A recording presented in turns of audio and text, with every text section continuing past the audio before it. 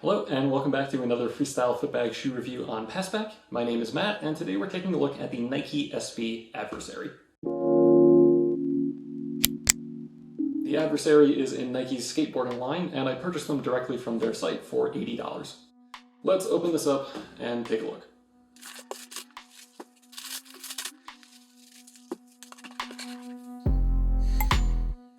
Well, other than the gigantic swoop on the inside, my first impression is that these remind me a lot of Quantums. Honestly, they kind of look like they were secretly designed for footbag. The toe walls are not stitched to the material, so these do not need to be cut. The material is thin enough. We might end up cutting one of these layers to make this thin to improve the feel, but I'm not sure yet.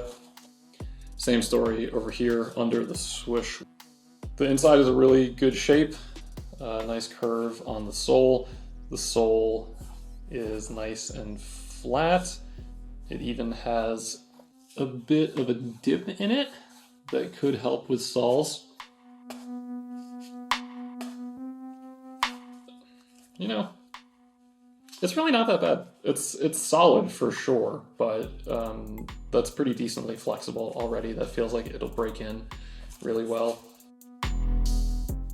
But definitely solid. I mean, they're skating shoes. They're meant for hard landings. The insole is not removable. It's glued in. You could rip it out, but not easily removable, unfortunately. They look great, honestly. I mean, I feel like I don't have that much to say because they kind of speak for themselves.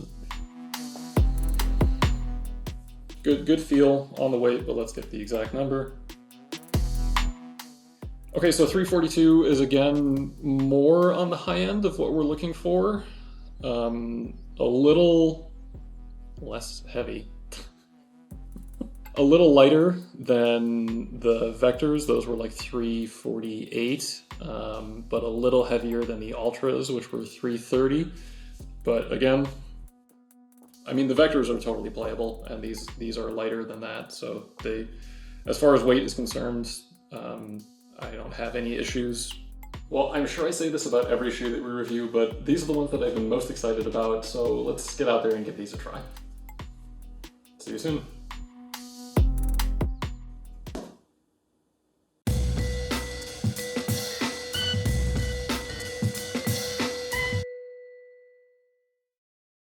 Hello and welcome back. It's been a couple of months since we unboxed the Nike SB Adversary, and before we get into the review, let's take a look at the current state of the shoes. So probably the most noticeable thing is that the swoosh on the inside surface is gone. You can remove that in about 2 minutes and it's super easy. It's so easy that you might accidentally cut off half of the outer swoosh by mistake, then have to get your friend to sew it back on for you.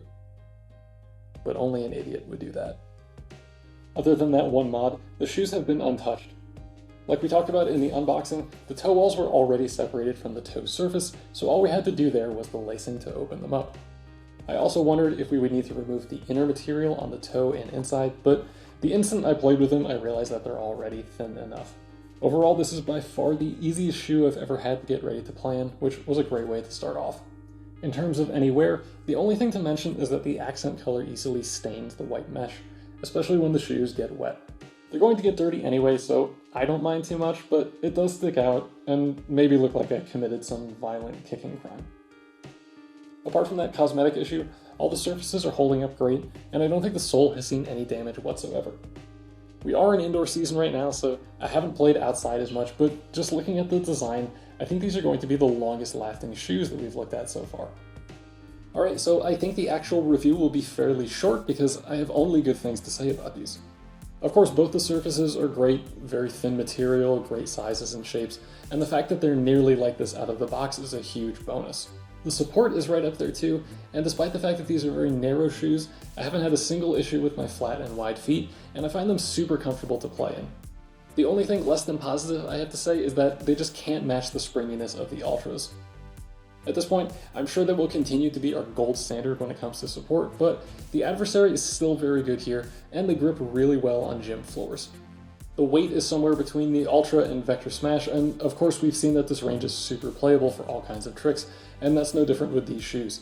They even seem a bit lighter than they really are because they don't have any added bulk. Like usual, these are my regular US 10, and it's a pretty perfect size for me. I like to wear my footbag shoes as small as possible, and these are about as small as they could be while still being really comfortable. In terms of the look, the Adversary are by far the coolest footbag shoes I've ever seen, and there are a ton of color options out there. Even though I think these are going to last me well into next year, I couldn't resist getting a pair of the Bumblebee Yellow as well, which you'll see in the mod video. And that's really everything I have to say about specific details. The rest of my feelings are a little hard to convey in words because, for me, these shoes just feel like an extension of my body when I play. I told Ivan after a few sessions that I didn't even have to think about specific reasons why they were good, they just felt completely right. For those interested, I think anyone who is used to labors or quantums would have a really easy time transitioning to these. In general, all three have a similar minimal feel since they have close to zero bulk. For specifics, the sole is a bit more like labors, but the upper surfaces are a bit more like quantums. And even though the Adversary are slightly heavier than both of those, the difference is pretty negligible. So by this point, I'm sure it's very obvious that I absolutely love these shoes, and they're probably my favorite that I've ever played in. For advanced players, this is the easiest recommendation we've ever done. $80, great quality, and one super easy mod just can't be beat. For beginners, we typically look for shoes under $70 and ones that you don't have to mod, but these are so good and so close to those specs, it would be silly not to recommend them.